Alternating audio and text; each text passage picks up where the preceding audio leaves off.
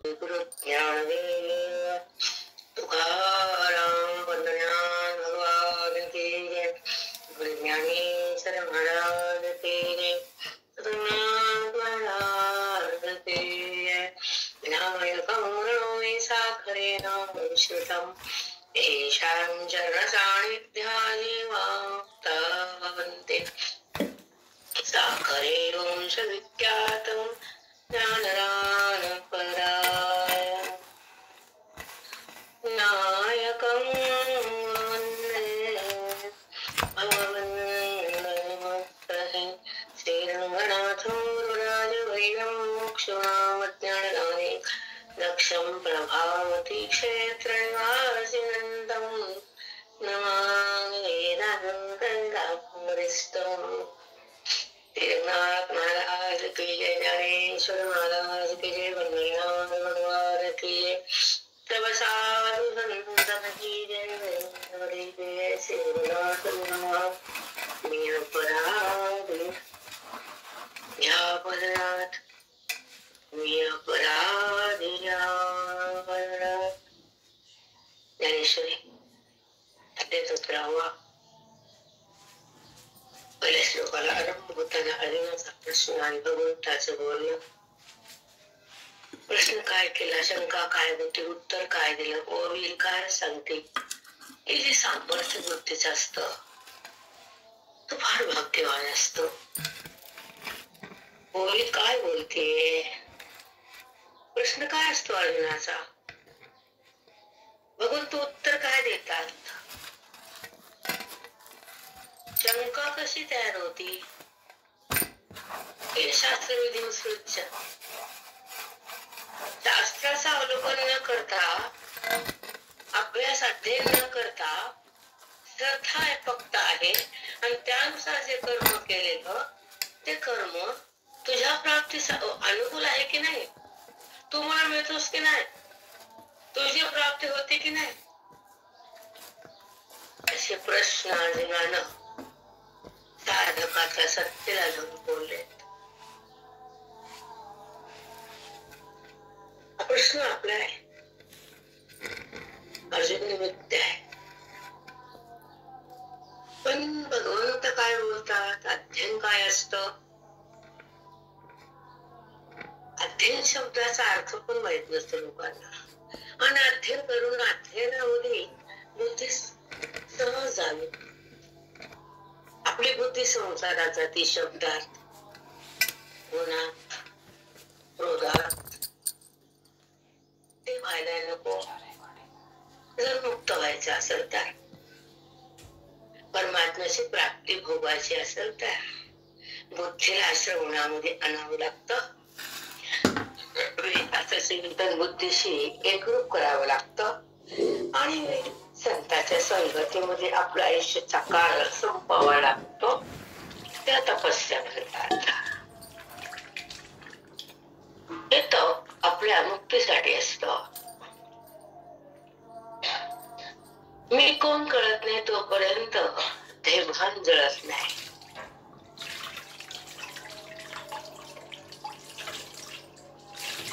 मी कोण हे कळालं शब्दानं, अनुभवलं नाही मनानं, तर कसलं ज्ञान. शब्दानं फक्त बुद्धीनं कळालं, तिला म्हणजे ऐकलं, कळालं तर लांबची बात ऐकलं. मग कितपत कळतं कुणाला, हे त्याच्या अधिकार डिपेंड आहे. अध्ययनामध्ये श्रवणाची सुरुवात होती, वेदाची संपत्ती हातात येते, सद्गुरुनाथाची भेट होती, अज्ञानाची समाप्ती होती, ब्रह्मभावाची स्थिती सुरुवात होती, मंगलमय जीवन सुरुवात होत आणि सुखाची बरसात होती, आत्मप्राप्ती होती, ऐक्याची अनुभूती येते. ही संतांच्या आशीर्वादाची स्थिती. ही अद्वैताची स्थिती होण्यासाठी, द्वैताचा निराश करण्यासाठी, भेदाला सोडण्यासाठी अंतःकरण पवित्र आणि पावनवावं लागतं. त्याच्यासाठी काय काय करायचं वगैरे आता आपण ऐकू. भरपूर काय बोलायचं, मला खूप काय तुमच्याशी सांगायचंय, कारण ह्यासाठीच आपलं जीवन आहे. हे कधी नाही विसरायचं. देहाला माझं म्हणणं हा विकार आहे, पंचभूताचा हा आकार आहे, साक्षात्कार कशाला हवा? त्याचा साक्षात्कार नको, त्याची ओढ नको, त्याचा वाद हवाय आम्हाला. त्याच्यातून बुद्धीने बाहेर यावं आणि स्वरूपाला जाणून स्वरूपमय जगावं, वेदाच्या ज्ञानात अथांग जावं आणि सखोल बुद्धीने आपल्याला पाहावं. आत्मरूपात रंगून वेदाचा नाश करून तिथं स्वरूपमय व्हावं, परमपदावर यावं. हे शास्त्राच्या अध्ययनाचं फळ असतं. पण शास्त्र अध्ययन करण्याला अंतःकरण अतिशक्त कमी असते. म्हणून बरेच कालेले मला भेटले, ते आपल्या सध्याच्या कार्यक्रमामध्ये होते, काल बरेच भेटले की आम्हाला बोलता येत नाही, आम्ही एवढं वर्ष ऐकलं. तर काय उत्तर दिलं लोकांना? त्याचं उत्तर हे अध्ययन नाहीये, अधिकार त्रुटी आहे, त्याचा संग जास्त नाही, अभ्यास नाही, विवेकाचं संपत्ती नाही, मनाचा निग्रह नाही, तपाची शक्ती नाही, दान धर्म क्रिया कमी, जे कर्म करतो त्या कर्मानुसार होणार पुण्य बुद्धीला ईश्वराकडे जाऊ दे द्यायला कमी पडतं आणि दोघांच्या ऐक्याचा अनुभव ते बघत नाही, फक्त शब्द येतात आणि इकडून जातात, तेवढंच पुण्य असतं. बरेच लोक बोलतात आता सगळ्या माझ्या मी चिंतन वगैरे करते आणि युट्यूब मध्ये बरीच माहिती झाली.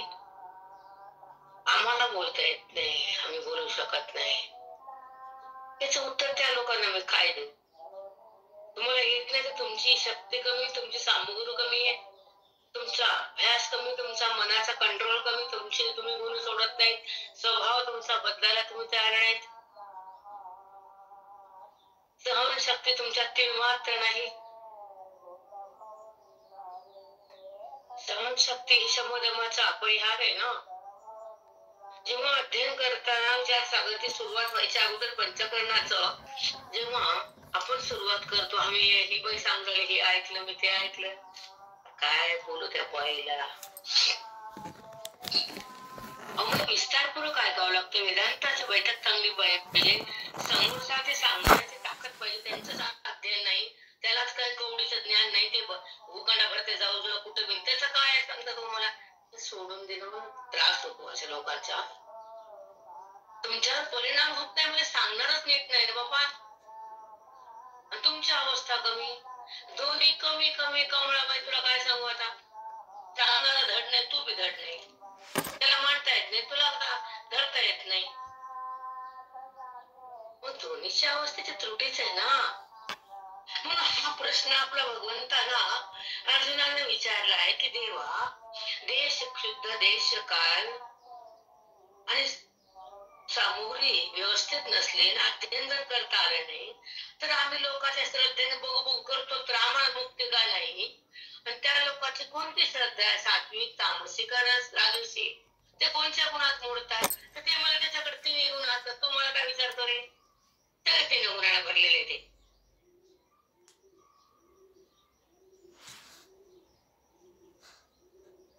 प्रकृतीमध्ये उत्पन्न होणाऱ्या 3 गुणाची जेव्हा सतत एक धारणा असते, ती प्रकृती असते आणि त्या प्रकृतीचा संबंध विच्छेद ज्ञानानं होतो. वेदाचं अध्ययन संत महात्म्याकडून होतं, ज्ञानेश्वरचा प्रभाव बुद्धीवर येतो. ब्रह्मता हा जीवात्मा नसून मी शिवा आहे आणि मी ह्या देहाचा संबंध का करू? हा बुद्धी जेव्हा निश्चय करते तेव्हा वैराग्य धरते. विवेकाची संपत्ती साधूच्या श्रवणातून, बोधाच्या शक्तीतून, वेदाच्या संगतीतून जेव्हा संत तुमच्या हृदयामध्ये प्रवाहित करतात त्याला लहरी म्हणतात. आणि त्या लहरी जेव्हा तुमचं हृदय स्थगित करून घेतं, पकडतं आणि बुद्धी त्या लहरीमध्ये स्वतःला झोकून देते आणि त्या ज्ञानाच्या अथंग सागरात पोहती, तर तिला सागरातली मोती, पाचू, मणी, खिरी मिळतात. सागराचे वर मासे असतात, खेकडे, मासे पकडा. काय करायचं बघा, खेकड्याचं काय करायचं बघा. तो मागता येतो तर गीता तुम्हाला मोक्षाचं फळ सहज देते. ओवी ही गीतेवर भिन्न नाहीच आहे. जे गीतेने सांगितलं ते ओवीमध्ये आलं आणि ओवीचं चिंतन मनाने केलं, मनामध्ये त्या ओवीचा भावार्थ साठला गेला आणि ती मन म्हणजे टक्कन राम झालं. ते वास्तव करता आलं नाही तर भगवंताची प्राप्ती नाही, कदापि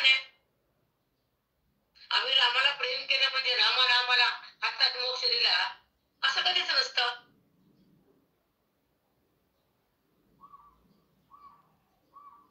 संताकडे जावं लागतं. हे राम सांगतात, आम्ही नाही. आम्ही सांगतो ज्ञान म्हणजे वेदांत शास्त्र. तो आणि मी टाकायला वेदांतच लागतो. मी कोण कळायला अज्ञानच लागतं. आज परमात्मा आणि त्याचा भाव जिवंत करायला आत्मभाव म्हणतात त्याला. ते प्रगट करायला सत्संगच लागतो. देहभाव बंद व्हायला अधिकारच लागतो. जडाची बुद्धीतून समाप्ती करायला आता आत्मानुभव लागतो. जगाचा अनुभव घेतला की देहाला माझा म्हणलं ना जन्मोजन्मी उपाधीचा संबंध करणारी अविद्या तुमच्या सोबतून घट्ट धरून ठेवली ना, मग ते दुःख देणारच ना. ते तुम्हाला जगताकडे नेणारच. तुमच्या इंद्रियामध्ये विकार होणारच. तुम्ही सुख दुःखानं पठाणणारच. आणि तुम्हाला त्या ईश्वरापासूनचा संबंध काय आहे हे काय नाही हे ते कळू देत नाही. कारण तुम्ही त्याला पकडले ना बाबा. देहाला पकडणाऱ्या अविद्या जर ब्रह्मविद्येशिवाय मरत नाही, तर ब्रह्मविद्या तुम्हाला बुद्धीला अवलंबून होत नाही, तर तुमच्या आत्मचिंतनाला तुमच्या जगण्याला काय अर्थ? समसारख्याला आम्हाला सांगता बाई याव केलं त्याव केलं. भौतिकांसह नश्वर आणि खोट आहे. त्याच्यामध्ये सुख नाही ते मात्र सुख नाही. त्याचा अभिमान धरणाऱ्याला दुःख वाचून काहीच नाही. म्हणून भौतिक सुखाने दिसणारा जगताचा अनर्थ हे मिथ्या पदार्थ त्याचा प्रेम येणं म्हणजे पाप आहे. त्याचा बात करणं म्हणजे मोक्ष आहे. त्याच्यातलं जन्म मरण थांबवणं आणि जगतामध्ये जाणं येणं हे बंद करणं साधू करतात. दुसरं कोणीच करू शकत नाही. कुणाची टाप बी नाही. जन्म मृत्यूला थांबवायची कुणाची नाही. केवळ साधू आणि सततांग.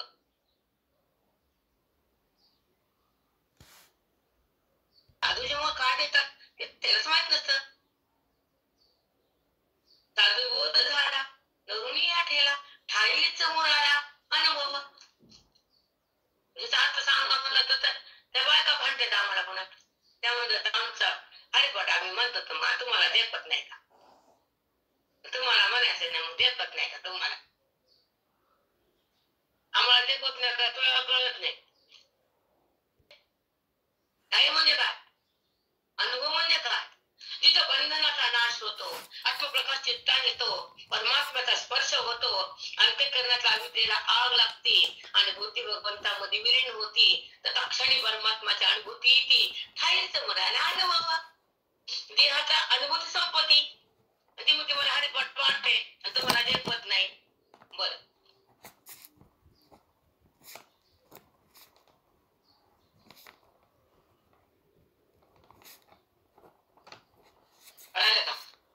झोपडे मागत झाली कापूर लागल्यावर काजळ बी नाही काळ बी नाही दिवा खराब बी नाही.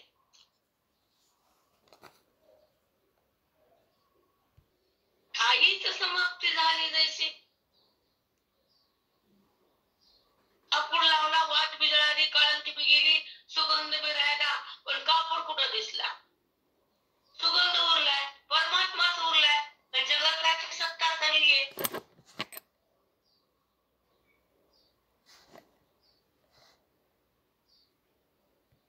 विकारात असते आकाराला माझं म्हणते आणि परमेश्वर निर्विकाराला सोडून देते.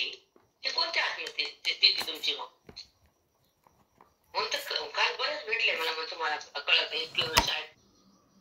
22वी ओवी माऊली. 22वी ओवी. किती? 22. अरे राम पुढे वळी आपण. बरं मी खाली असते जाऊ द्या. 22 मी म्हणत इथे झाले का की संभ्रमात होते मी. चला अध्याय 17 प्राचीन निधीची प्रज्ञा संवाहन ऐशी ठेले अपादान शास्त्राचे जया.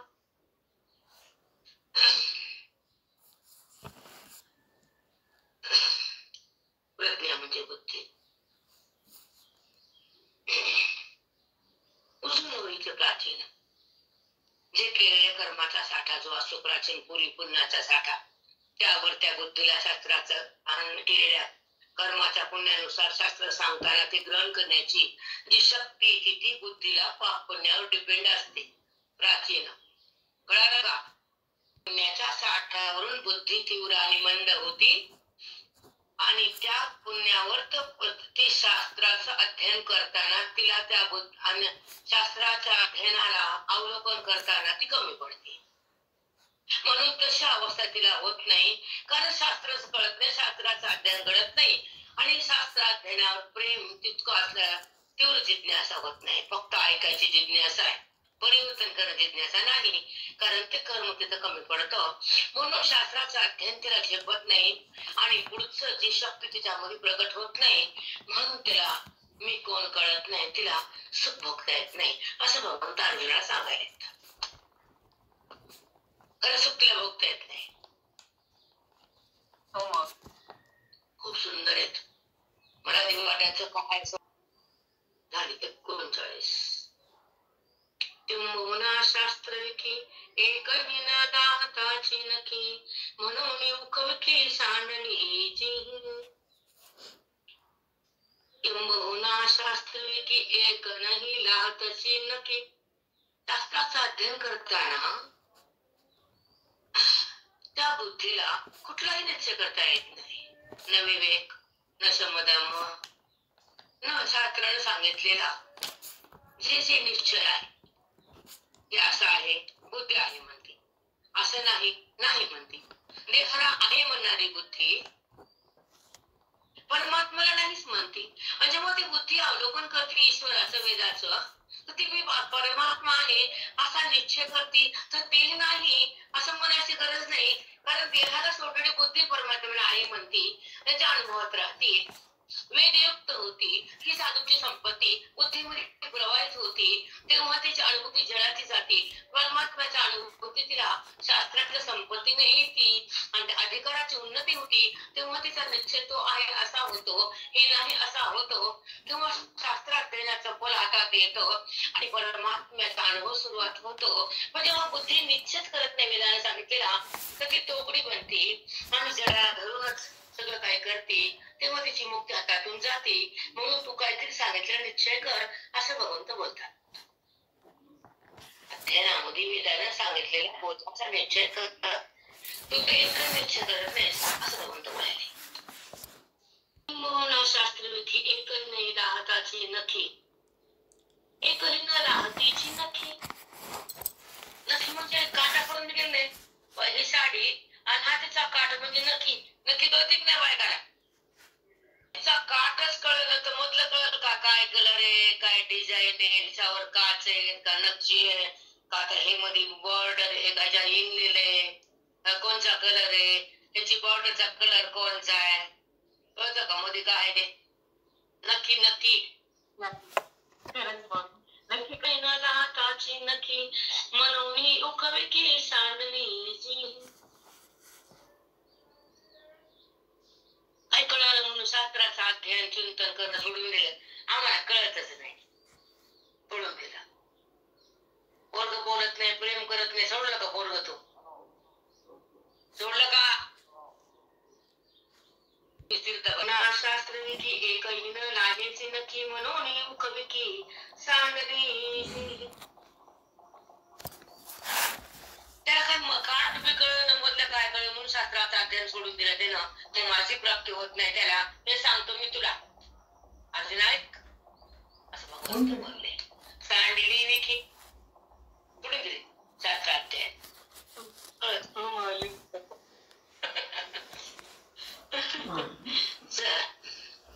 परिनिधारुणी शास्त्रे अर्थानुष्ठाने पवित्रे, नांदताकी परत्रे साचारी जे.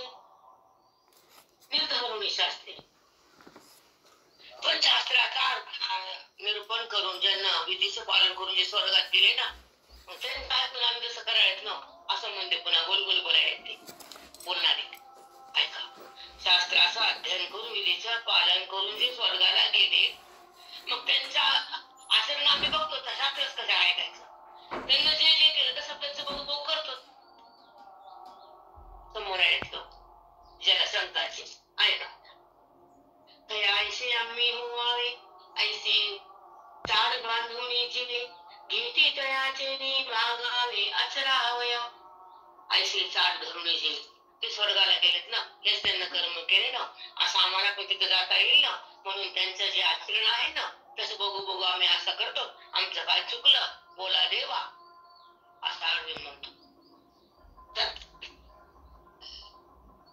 घड्याची अखरा तरी बाळले दातारा का, धड्याची अक्षरा तरी बाळले दातारा का, पुढा सोनी पडी करा अक्षमी साने. धड्याच्या अक्षराखाली अक्षर लिहिलं, वरचा अक्षर बघून खालचा अक्षर, तसा वरचा शब्द कसा खालचा शब्द, तसं आम्ही त्यांचं बघून आचरण केलं. आमचं कुठं वाया गेलं, आमचं कम चूक धराल तुम्ही. एखादं बाळलेकरू जसं अक्षर वरचं बघून खाली लिहितं, तसं त्यांचं आचरण बघून आम्ही केलं. मग कुठं जात त्याच्यामध्ये आलंच की, आम्हाला नाही कसं म्हणतात. असा प्रश्नाचं उत्तर दिलं त्यांना. असे गोल गोल बोलतात ते लोक बघा, आडमुठन बोलायला असंच बोलणं. आमचंच खरं, बर तुमचं खरं. मग शिवा अधिक पूजने भूमी अधिक महाराणी अग्निहोत्राभियोजने करती जे श्रद्धा. मग ते श्रद्धेनं करते ना भूमिदान यज्ञ तुटा होम वगैरे करतात ना, आम्ही पण तसं करतो. भूमिदान दिले वय कधी माती दिली, भूमिदान देतात वयांना, म्हणजे ताकद भूमिदान द्यायला. भूमिदान बघा, भूमिदान का श्रेष्ठ आहे? कारण भूमी झिजत नाही. कपडा दान दिलं तर झिजतो, वाटतो. अन्न संपत, सोनं पण झिजतं, पैसा उडून जातो, खर्चून जातो. पण भूमी तसे काय? भूमिदान, कन्यादान, सुवर्णदान, भूमिदान आणि नंतर गोदान, नंतर सोन, बाकीचे दान, पण भूमिदान श्रेष्ठ आहे. चला, शिवाधिक पूजने, आम्ही शिवाची पूजा करतो, जातो पाणी घेऊन, दूध पाणी घेऊन. आम्ही श्रद्धेने पण महादेवाला पाणी घालतो, त्यांचं बघून आम्ही पण करतो. मग शास्त्राचं पालन झाले की कुठं त्या शास्त्रबाई वागलो, आम्हाला कम नाव ठेवायले? आम्ही काय चुकीचं केलं का? बघा त्याचा प्रश्न. आता पुढचा आहे का? तया सत्वरजतमा माझी कोण पुरुषोत्तमा गती होय ते अम्मा सांगी जोजी. मग आम्हाला सत्व रजतम कोणची गती आहे? त्यांची कोणत्या गुणात असते ते लोक सांगा? कोणती गती? जोजी अम्मा जोजी. पुढे आहे का? असा कोणी प्रश्न केला? अर्जुना. ज्यानं शास्त्राचं पालन करून त्यांच्या विधीला धरून ज्यांना कार्य केलं, त्यांच्यासारखं बरोबर आम्ही बघू केलं तर त्यांची गती काय तशी आमची पण होईल. मग सांगा त्यांची कोणची गती? असं बोलायला अर्जुन भगवंता कृष्ण परमात्म्याला. श्री भगवान वाच, भगवंत बोलायले, सांगा उत्तर द्यायला. ऐका. त्रिविधा भवती श्रद्धा विहीना सा स्वभावज सात्विकी राजसी चैव तामसी चितिनाश्रम. हे लोक 3 गुणाचेच असतात ना रे. 3 श्रद्धाचे असते ते, कोणी सत्व, कोणी तम, कोणी रज. 3 गुणाचे असतात. तिला काय सांगू? असं बोलले भगवंता. ऐका. सात्विकी राजसी चैव तामसी चितिनाम शृणु. शृणु म्हणजे ऐक. 3 गुणाचेच असते ते लोक. आता ऐका. त्रिविधी भवती श्रद्धा. 3 गुणाच्या श्रद्धेने 3 गुण भेटतात. आणि 3 गुण टाकायला माझं कळणं लागतं. 3 गुणाचा बाजारा मोक्ष लागतो. आणि 3 गुणाचा संहार करायला वेदाचं ज्ञान लागतं.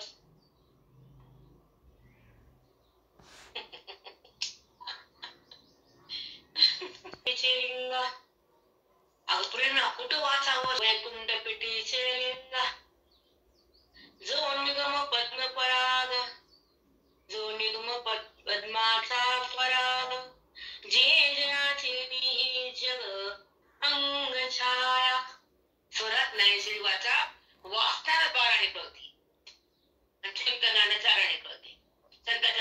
पद्धतीनं ती बुद्धी श्रेष्ठ होती आणि त्या अध्ययनाच्या पुण्यानं ब्रह्मस्थिती हृदयातून प्रकट होती.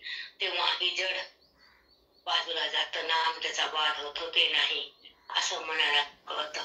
बुद्धी त्याच्या देहाचा संबंध सोडून देते, तत्क्षणी स्वरूपाच्या संबंधात विगळून जाते. तो मी आहे असा अनुभव घेते, झालेल्या व्यवहारातून बाहेर येते, विकाराची समाप्ती होती, आकाराचा निराश होतो, निराकार प्रगट होतो आणि जीवात्मा त्या निराकारामध्ये तद्रूप होतो. हा मोक्षाचा प्रसंग आयुष्यात येतो, गीतेचा लाभ हृदयाला होतो, प्राणाचा प्रणव होतो, हा जीवात्मा मोक्षदाता होतो. मोक्षदाता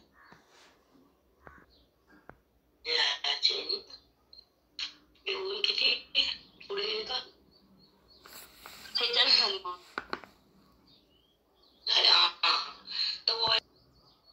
वैकुंठ पिठीचे लिंग. बाबा भगवंताचा शब्द बघा, लिंग वैकुंठ पिठीचे लिंग. वैकुंठात असलेला कृष्ण परमात्मा स्वतः समोर कृष्ण रूपाने आला. ते आमचा आराध्य आहे, कुलदैवत आहे आमचा. जो निगम पद्माचा पराग. निगम म्हणजे वेद, पद्म म्हणजे कमळ आणि पराग म्हणजे वेदातील ज्ञानाचा सुगंध देणारे कृष्ण परमात्मा. वेदातील कमळाच्या फुलातले परागकण म्हणजे ज्ञानाला सुगंधारूप बुद्धीला करणारे ज्ञानाचा सुगंध, हृदयात दळवणारे वेदाचा प्रत्यक्ष रूप म्हणजे कृष्ण आणि त्यांची ओवी. निगम पद्म पराग. बाप्पा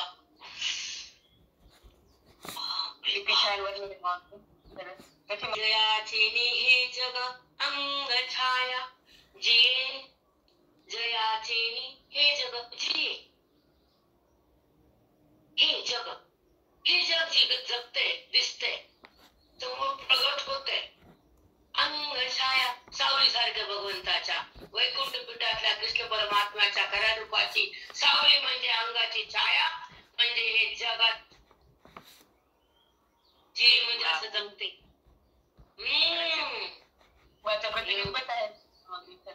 त्यांची छाया किती सुंदर आहे. आपण म्हणतो असं झालं, त्याचं झालं, इथं बोट फिरवलं, तरी बुद्धीला अवलोकन होतं का ओवीच?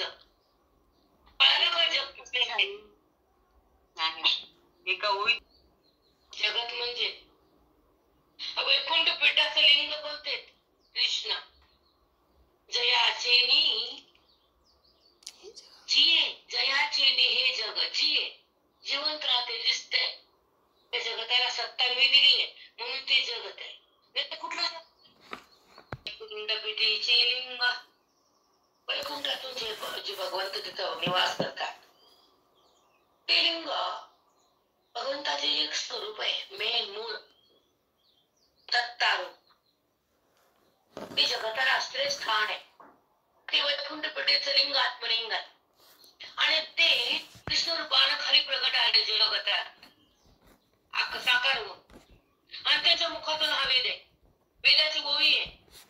काय सांगितलं बा त्या भगवंतानं, कृष्ण परमात्म्यानं? निगम पद्माचा पराग. निगम म्हणजे वेद, पद्म म्हणजे कमळाचं फूल आणि पराग म्हणजे त्या कमळाच्या फुलातले परागकणाचा सुगंध. तसं कमळाच्या फुलाचा सुगंध वेगळा असतो, मोगऱ्याचा वेगळा असतो, चमेलीचा वेगळा असतो आणि तसाच वेदाचा सुगंध म्हणजे परमात्मा मी आहे असा सुखाचा सुगंध असतो.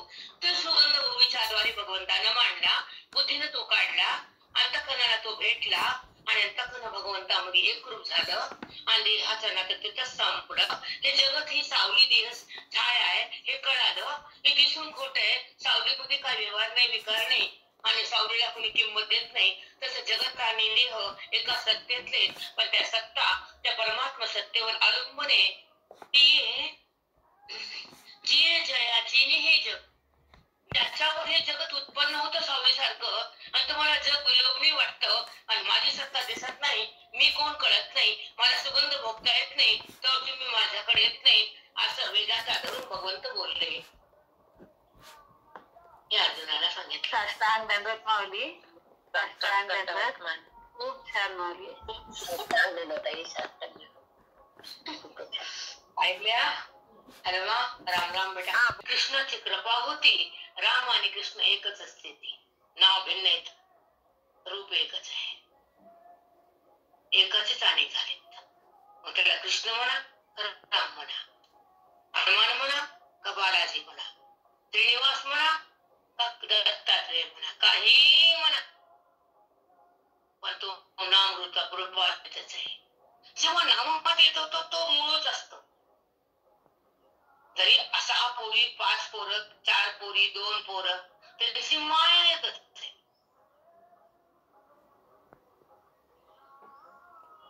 आलं लक्षात. हो हो माऊली. तसं देव जरी नाना आहे तरी त्यांचं मूळ रूप ब्रह्मच आहे.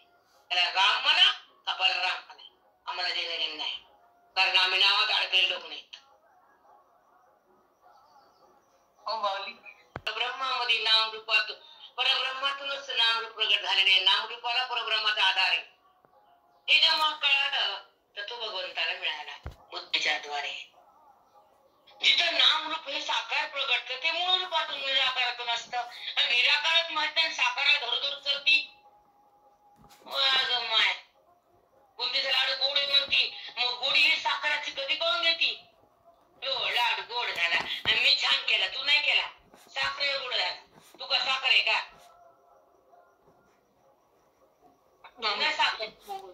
नाम रूपाला साकार व्हावून त्याला नाव दिलं. त्याला नाव बी नाही, रूप बी नाही, त्याला जन्म बी नाही, मृत्यू बी नाही, तो जात बी नाही, एक बी नाही, त्याच्या सत्तेत जगत दिसून खरं पण नाही. आणि जगताच्या उत्पत्तीला त्यानं साकार रूप घेतलं. पण जगत नाही हे ज्ञानात सांगितलं. मी दिसतो तसा खरा नाही वेदात धरून बोललं. मी दिसतो तसा नाही हे गीतेमध्ये ज्ञान आलं. अर्जुनाला ते दिलं. साकार रूपाने तुझ्याकडे आलो, अधर्म विसाराहून आलो. धर्म संस्थापनार्थाय संभवामि युगे युगे, मला यावंच लागतं. पण आलो तर अवतार कार्य केला मी राहत नाही. आणि मी जसा आलो तसा माझं रूप नाही. कार्य केलं तर माझ्यासाठी नाही, आकार घेतला तर तुमच्यासाठी. पण जरी आकारात होतो तर माझं रूप मिसरलं नाही, कारण नित्यमुक्त मी सर्वज्ञ. तू आत्मज्ञेस, तू अविद्येमध्येस, देहातेस. मी ब्रह्मविद्येस नित्यमुक्त आहे. मी आकार धारण केला, संबंध नाही. मी व्यवहार केला, सुख दुःख नाही. मी आलो तरी मला येण्याचं भान नाही, कारण मी मूळ स्वरूपातच आहे. मी जातच नाही, मी येतच नाही. आणि जे देह धरला तो खराच नाही. मी जे बोललो वेदा वाचून नाही. आणि बोलणं माझं लीला आहे माझं अस्तित्व आहे. जग हे नास्तित्व आहे. आपला टाइम झाला. मी टाकले ज्ञानदेव तुकाराम पंढरीनाथ भगवान की जय. माऊली ज्ञानेश्वर महाराज की जय. हॅलो, 1 मिनिट बोलायचं, कोणी म्यूट काढू नका.